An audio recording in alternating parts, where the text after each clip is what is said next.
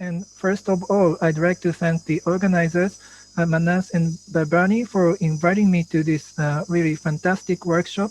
And today I'm going to talk about integrable dissipative spin chains. And this work was done in collaboration with my PhD student, Naoyuki Shibata. And my talk will be based on these papers.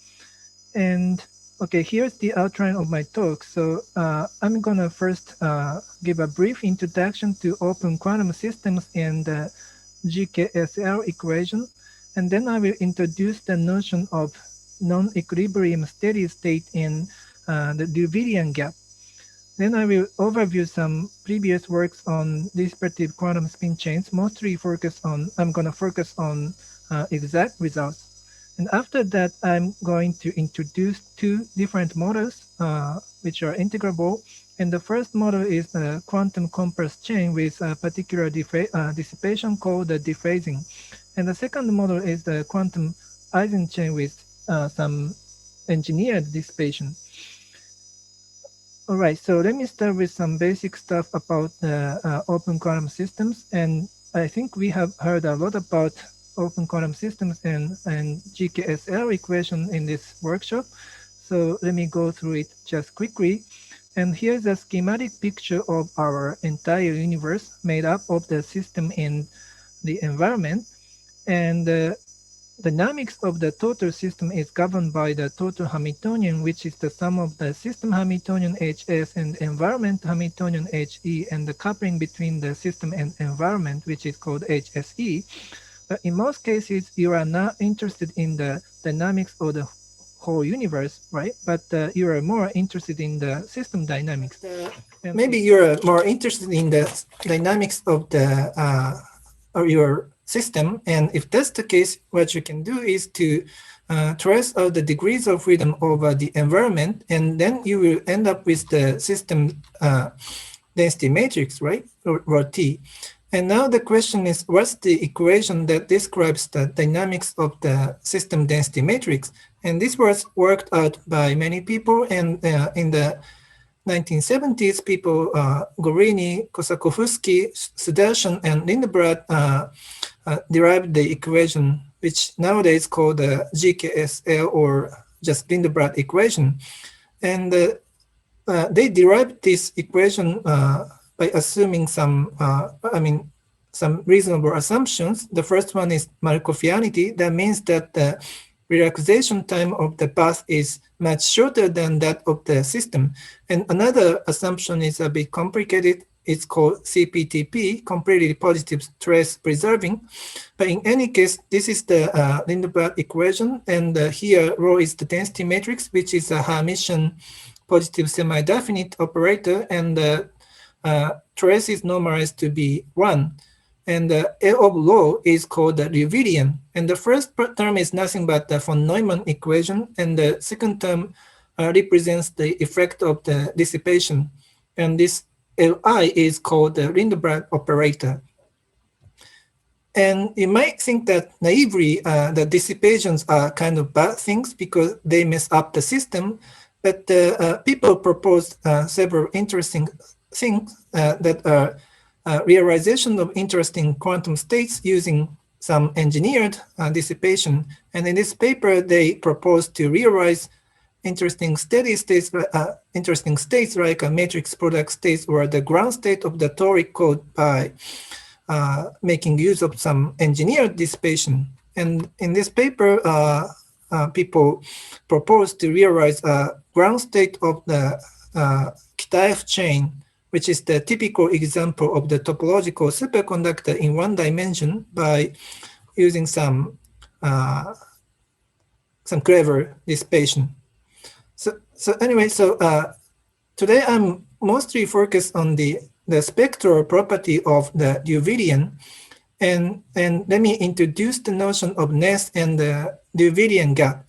So you can think of the Liouvillean as a super operator that maps the density matrix to another density matrix. So you can write down the eigenvalue problem in this fashion. So here, rho I is an eigenoperator of L with eigenvalue lambda I, and you can prove the following properties of the eigenvalues. The first, so the real part of any eigenvalue lambda I is non-positive. That means, I mean, the distribution of the eigenvalues are on the left of the imaginary axis.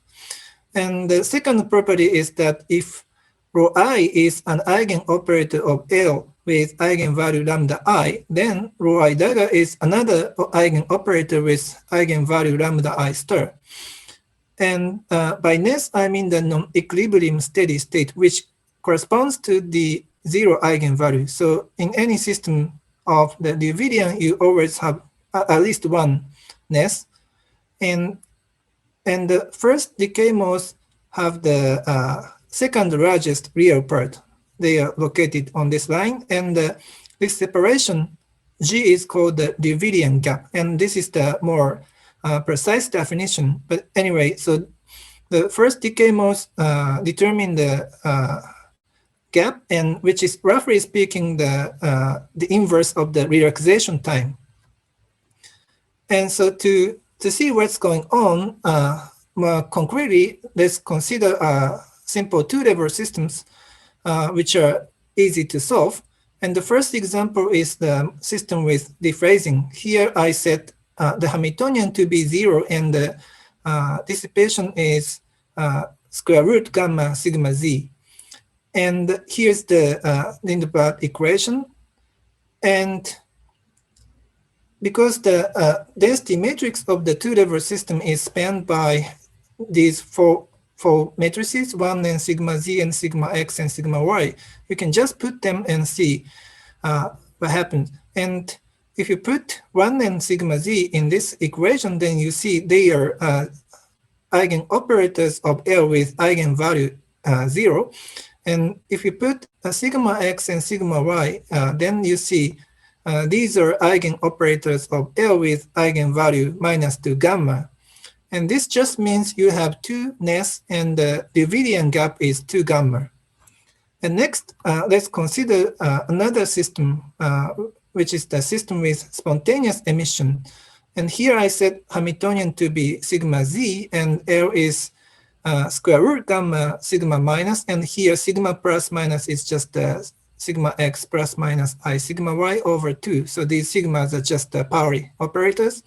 And this is the Lindblad equation. And in this system, you have two levels, the excited level and the ground state. And the particle in the excited state decays to the ground state with the decay ratio gamma.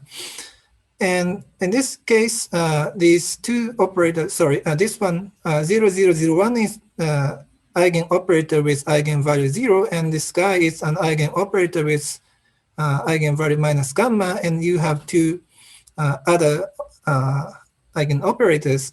And you see, in this case, you have a single unique nest, and the Liouvillean gap is gamma over 2, right? And so now let's move on to a more general formulation. And actually, as I said, the Liouvillean is a super operator that maps density matrix to another density matrix. But you know, super operator is much more abstract and complicated than the standard matrix vector formulation. So I prefer to think in the more standard framework. So let's now introduce the notion of the vectorization. So here, M is some orthonormal basis, and by which you can expand the density matrix in this fashion. And this is a matrix, but if you identify this sigma ket bura tau as a sigma ket tensor tau ket, then you can think of this rho as a vector, right? And by this flipping of the bura, you can also interpret the action of the matrices P and Q from the left and right as a matrix of multiplication, and by this identification, right? And okay, now let's go back to the previous example, that is the system with dephrasing. And here's the Lindblad equation for the dephasing. And if you vectorize the 2 by 2 density matrix, then you have one single column vector like this, right? And then if you rephrase everything in the form of the matrix vector multiplication, then you see that this is written like this. Then so after the vectorization, you see the Liouvillean is nothing but diagonal matrices, and you see we have two zero eigenvalues and two eigenvalues minus 2 gamma. So this just means the eigenvalues of the Liouvillean is 0 and 2 gamma, right? And so far I've been talking about just a single two-level system, but today I'm going to focus on the Liouvillean for many spin systems. And of course, the Liouvillean is quite difficult to solve compared to the closed spin chains. So the exact results are very few. And for instance, in this paper, Tomasz Prosen studied spin chain with boundary dissipation, and he found that the steady state in closed form. And in the second paper, Prosen studied systems which are reducible to free fermions or free bosons, for which you can compute many things because it's quadratic. And in this paper, Fabian Esra and others studied a model which is reducible to imaginary U-Hubbard model. And because the Hubbard model is integrable even when the U is imaginary, so this model is integrable as well. And then they extended their idea to include more general models which are integrable in the sense of the Yang-Baxter equation. And today I'm going to introduce two different spin chain models with bulk dissipation. And so what is remarkable mathematically is that they are integrable. But more physically, what is interesting is that we have a kind of phase transition in the first decay mode in these models. And the first model in the first model, the Hamiltonian consists of sigma x, and sigma y interactions. And as a dissipation, I consider dephasing. And if you vectorize the density matrix, then you end up with the Liouvillean, which you can think of it as a non-Hermitian version of the Kitaev model.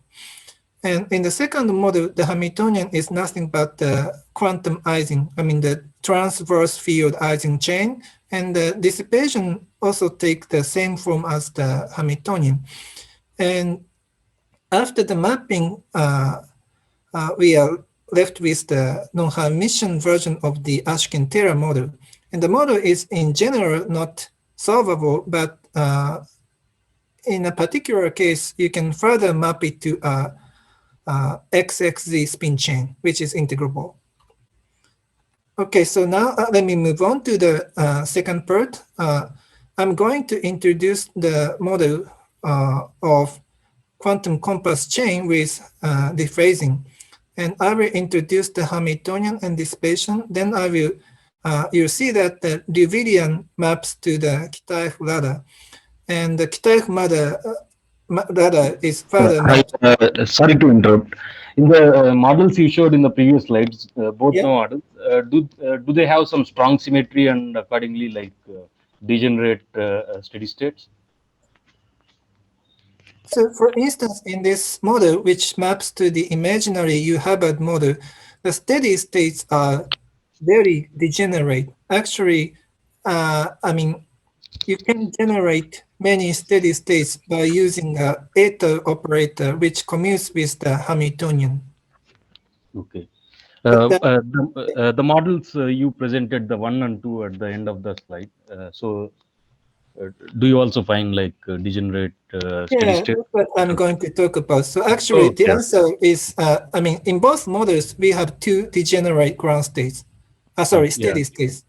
because Yeah, of Z2 symmetries. yeah, exactly. You're Okay. right. Okay. Thank you. Yeah, thanks.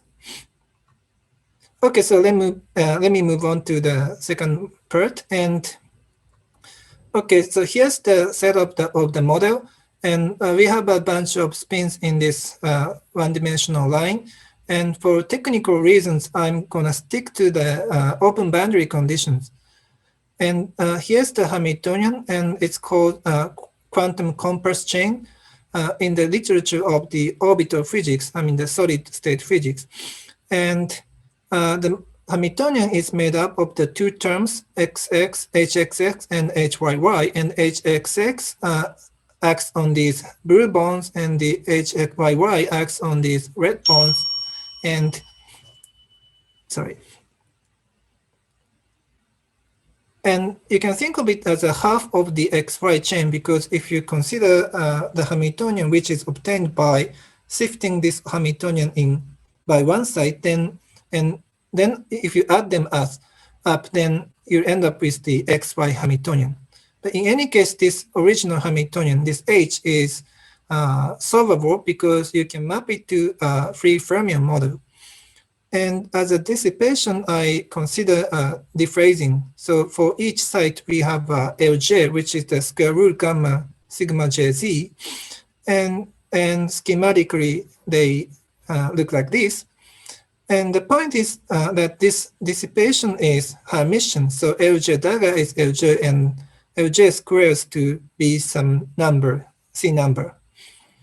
And actually, a very similar model was studied by Zunidarik in this paper. But the point is that if you consider XXZ model with dephasing, it's not integrable, it's not solvable. But if you consider some simpler version of the model, then you can solve it completely. And as somebody asked, the model has a Z2 parity symmetry. That means that the product of sigma Z commutes with both the Hamiltonian and any of the Lindeblad operator. And from this, you can see that we have two non-equilibrium steady states. I mean, this rho plus minus is rho plus is a projection to the parity even sector, and rho minus is a projection to the parity odd sector. For instance, for two sides, P plus looks like this. And the proof that this is the steady state is quite simple. This is just a one-line proof. And if we put this rho plus minus in the Liouvillean, you see that the first term vanishes because H commutes with rho plus minus, and because P commutes with any of Lj, you see the second term also vanishes.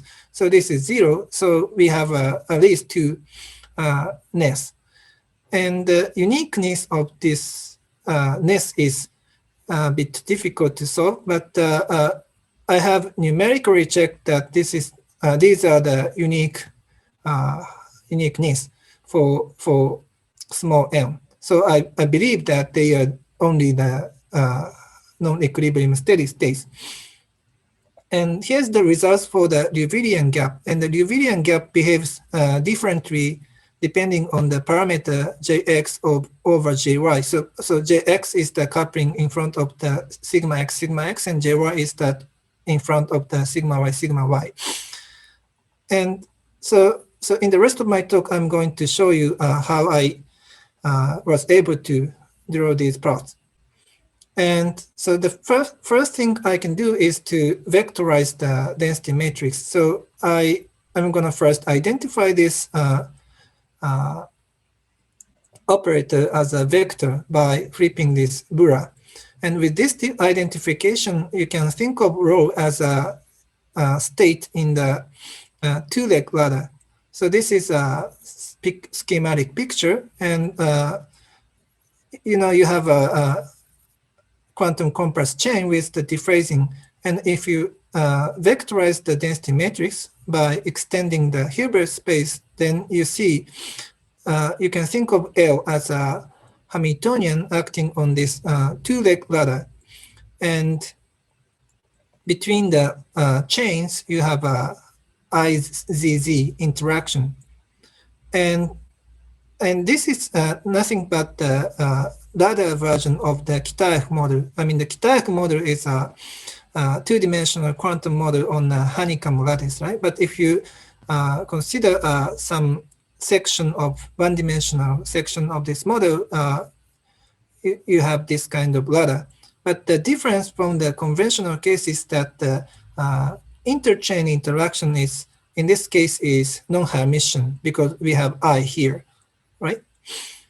And you know, the Kitaev model can be solved by using the Majorana fermions. So let me just briefly explain what you can do. So first, we map a spin to 4 Majorana fermions. So this is a single site, and you have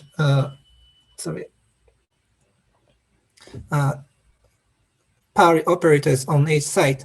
And the first thing you can do is to rewrite these spin operators in terms of the 4 Majorana fermions. And here, Cj is a mobile Majorana fermions, and these B's are immobile Majorana fermions. And you can do something similar on other sublattice. And because these B's are immobile, you can just think of them as some numbers, and it's called a gauge fixing. And after the gauge fixing, you are left with two kinds of Majorana fermion, Cj and Dj. And by combining these two Majorana fermions, you can make a single complex fermion, Fj, and this Fj just obeys the standard anti-commutation relations. And in terms of Fj, the Deuvidian times I looks like this. And this is almost like a standard tight binding chain, but not quite, because you have a on-site potential which is purely imaginary. And so if you neglect the this term, then the Hamiltonian is nothing but Su-Shri for Higa model. But here, this mu j can be plus or minus, and this comes from the gauge fixing. So the model is solvable sector by sector. I mean, by sector, I mean the configuration of mu's.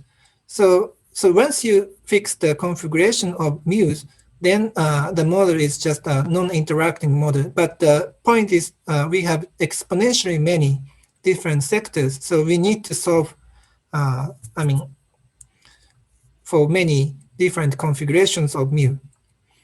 And so let me first discuss the Deuvidian gap. And in the fermionic picture, the steady state is the fully filled state in the sector in which all the mu's are plus. And you can argue that the first decay modes live in the other sectors. And so the results are the following. So let's just introduce the three different regimes. The first one is called the topological, in which Jx is smaller than Jy. And the second regime is called critical, at which Jx equals Jy. And the third regime is called trivial, in which Jx is greater than Jy. And the reason why I call they topological or trivial is because, I mean, in the original, in this Su-Shri for Higa model, the corresponding parameter regime is either topological or trivial. And here are the Deuvidian gaps. And actually, as I said, the steady states are always some completely mixed states. However, something interesting happens in the first decay mode. Actually, the configuration of mu's, the gauge parameters for the first decay mode in the region 1 is different from that of the region 2. So that's why we have some non-monotonic behavior in the Deuvidian gap, you see, right? And in the regimes 2 and 3, we have, I mean, exactly linear growth of the gap, which is proportional to 2 gamma. Okay, so now let's discuss the critical case more precisely. And here's the result for the site with 10 sites, and the parameters are jx equal jy equal 1. And let me now show you analytical result. And actually, by comparing, numerically studying the systems for small system sizes, you can find that the first decay mode lives in the sector, in this sector for small gamma. And here, in this sector, one of the mu in the middle is minus, but the rest are plus 1. On the other hand, for large dissipation, then we are in the sector in which the two leftmost mu's are minus, but the rest are plus. And I found that by numerics, but if you trust the results and assume these are true even in the semi-infinite system, then you can derive some interesting analytical results. And Hi, I missed this point actually. So, yeah, how does these different chemical potential sectors are emerging? Is it because of the gauge fixing or? yes, exactly. Okay, okay, thank you. Okay, and for small gamma, by assuming this configuration, you can get a gap, which is 2 gamma. And for large gamma, by assuming this configuration, then you get a very much complicated expression for the gap. But by comparing these two, then you can find that some transition occurs at this gamma C, gamma critical, and this gamma C completely agrees with the numerical results even for this small system size. Okay, and so far I've been focusing on the spectral property, but let's just discuss some correlation function. And in the closed setup, people studied this edge autocorrelation because it's a signature of the long-time coherence. And for the XYZ chain, in the closed setup, people like Paul Fendry and others studied this quantity, and they found that this is guy has a signature of long-time coherence. And in the open system setup, you can think of this correlator as a you can rewrite it in this fashion. And people like Garhan studied the edge correlator in the dissipative quantum Ising chain, and they found some long-time coherence of this quantity. And actually, what is interesting in my model is that you can compute this quantity exactly, but it's kind of a tour de force of the 19th century math. So you can first map this quantity to some combinatorial problem of the path enumeration, which is called the Riordan path. So you can count the number weighted enumeration of the paths from the origin to some point. And then you can consider a generating function of this enumeration problem, which is written as a contour integral in the complex plane. Then you can rewrite this contour integral in terms of the W, which is 1 over Z, and then you can deform, you can do all the stuff that you learn in the complex analysis class, and you can keep going, and then finally you end up with this explicit expression for the edge correlator. But I'm sure you guys have no idea about what it is, so perhaps you would prefer to see the plots, right? So I did that, and this is the correlation function in the topological regime, and as a function of the time, and this is the correlator in the trivial regime, and in both cases the correlator goes to 0, so they die out. But the point is that in the trivial regime, the correlation decays quite rapidly, but the decay is suppressed in the topological regime. So I mean, there's no long-term coherence in both cases, but anyway, so the correlation, I mean, uh, the correlator in the topological regime has some longer coherence. Anyway, so now let me move on to the second model. So I think I still have 10 minutes, and the model is a quantum Ising chain with dissipation, and I'm going to introduce the Hamiltonian dissipation, and you can actually map this model to Ashkin-Taylor model, in which you can get a lot of information.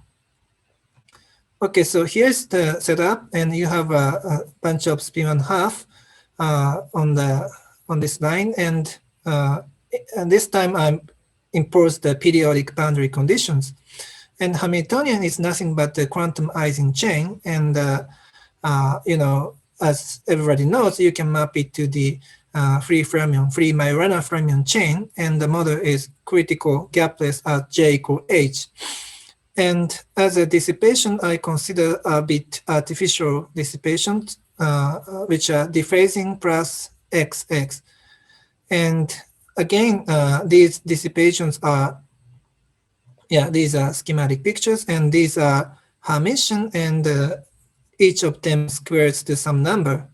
And because, I mean, the parity operator commutes with Hamiltonian and any of the dissipator, so again, the I mean, completely mixed states are ness, and this time you can prove the uniqueness of the ness.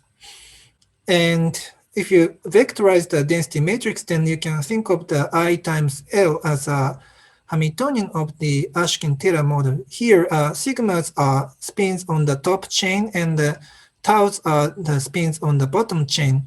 And in each chain, the Hamiltonian is just the quantum Ising model, but we have a purely imaginary interaction between the chains.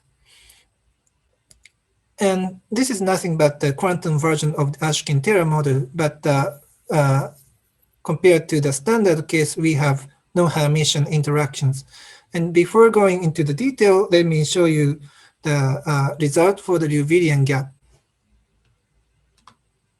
And here, the horizontal axis is the dissipation strength, and the vertical axis is the gap. And you see, in this case, we have some non-monotonic behavior in the gap. And so let me first map the Ashkin-Taylor model to kind of XXE model. And what you can do first is to rewrite the model in terms of the Majorana fermions by using a Jordan-Wigner transformation along this path. And then you are left with this interacting Majorana fermion model. Then next, what you can do is another Jordan-Wigner transformation along this squiggle path. Then you can map the model to a staggered XXC model, in which you have two n sites on this line, and here XYZ means the spin operators. And this is nothing but the modern rephrasing of what Professor Komoto did in this paper, which was done when he was a PhD student of Kadanoff. And using this mapping, you can think of the Ashkin-Taylor Hamiltonian as a staggered version of the XXE model. And you can prove that O up and O down states are unique non-equilibrium steady states in this system. And we have some complicated boundary term. And the model is not solvable, integrable in general, but if you look at the self-dual line, you can map it to the uniform XXC chain. On the self-dual line, J is equal to H, and delta 1 and delta 2 are the same. And if that's the case, the Hamiltonian reads like this. And the boundary term, I mean, it's almost like the XXC Hamiltonian, but not quite, because you have a purely imaginary anisotropy. And the boundary term is looks complicated, but here QZ and QX are I mean, operators commuting with the Hamiltonian. So you can just think of them as some numbers. And we have 4 different sectors depending on the eigenvalues of QZ and QX. And in these 2 sectors are called periodic or anti-periodic boundary conditions. And in these cases, you have U1 symmetry. And the third and fourth cases are called anti-diagonal twisted boundary conditions. And these are much more involved because in these cases, you don't have a U1 symmetry, so you can't apply a standard method. But let's just consider the easier cases, case 1 and case 2. In this case, you can actually get the explicit expression for the first decay mode. And it looks like this. So this is called a singular state and has a deep connection to the deep stuff like the completeness of the beta ansatz. But in any case, you can easily check that this is the eigenstate of the Hamiltonian. And using, Hamiltonian, and in each sector, in sector 1, this is the eigenstate, and you can check that this guy has eigenvalue 2n minus 4 times delta I, and you can derive something similar for sector 2. And from this explicit result, you see the gap is 4 delta. And you can prove that this gap saturates the lower bound for the gap. So this is the exact result. And the sector 3 and 4 are much more involved because you don't have a U1 symmetry. But what is interesting is that you can still apply a kind of beta ansatz called the off-diagonal beta ansatz.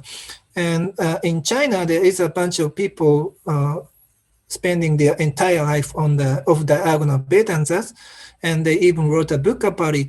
So you can just use their results. But the slight difference is that they only studied the Hermitian cases, so we need to a little bit modify their results. But anyway, you can derive the beta ansatz equations, so which are too much complicated, so I don't want to show you. But this is the final result for the maximum modulus eigenvalue, and the eta is in this case I delta. And to see what's going on, let's just consider one parameter interpolation between the Hermitian and our non-Hermitian model. And here, the anisotropy is delta e to the I theta, and when theta equals 0, this is Hermitian, but my case corresponds to the case where theta is pi half. And these beta roots uj distribute like this. For theta equals 0, they are on this vertical line, and they distribute equidistantly. But if you vary the parameter theta from 0 to pi half, then they move like this. But the point is, even for finite theta, these roots are distributed in this equidistant fashion.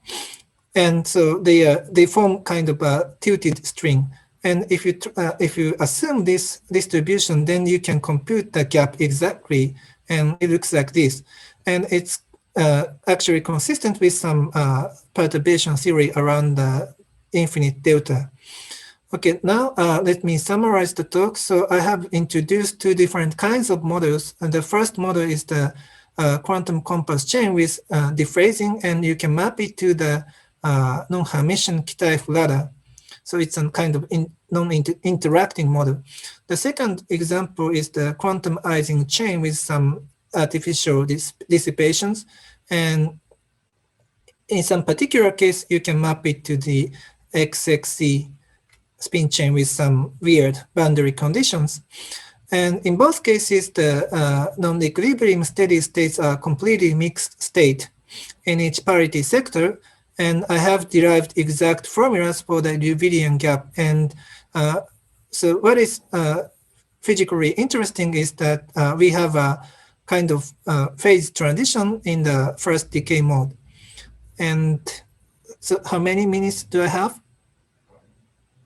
Yeah, almost there. I mean, it's Okay, 12. so Yeah, so maybe yeah, 1 or 2 minutes.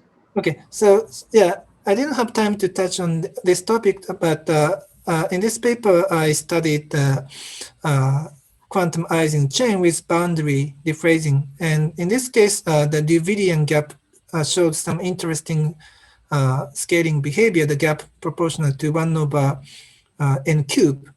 And there are many interesting future directions, but let me just stop here. So thank you very much for your attention. Thank you, Hosho. Thank you for this wonderful talk. So maybe 1 or 2 quick questions. Uh, yeah, hi. Yeah. In all the cases, you find this steady states. Are they always like pure states?